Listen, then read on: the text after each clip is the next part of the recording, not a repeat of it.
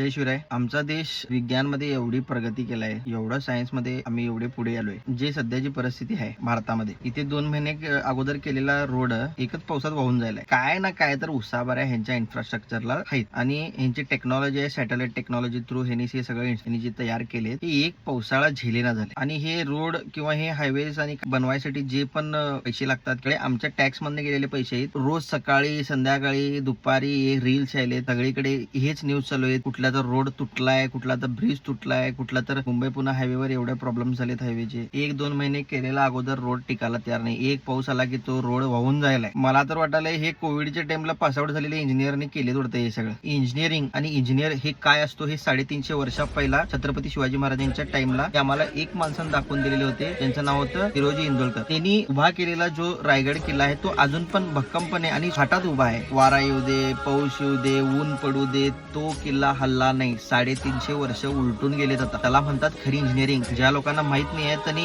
एकदा आपल्या आयुष्यामध्ये रायगड किल्ल्याला भेट द्या. त्यावेळेला जेव्हा मोबाईल्स नव्हते, इंटरनेट नव्हते, काही सुविधा नसताना ज्या प्रकारे तो किल्ला बांधलेला आहे त्या किल्ल्याची गॅरंटी त्या माणसाने त्यावेळेला दिलेली होती आणि ती गॅरंटी कार्ड 350 वर्षा पहिला दिलेलं होतं. या सर्व इंजिनियरला टेक्नॉलॉजी तेव्हा वापरून त्यांनी जे गड बांधले ते जरा कुठं ना कुठं तुम्हाला शिकायची गरज वाटायले तुम्हाला स्वतःला काय आम्ही सांगायलाच पाहिजे.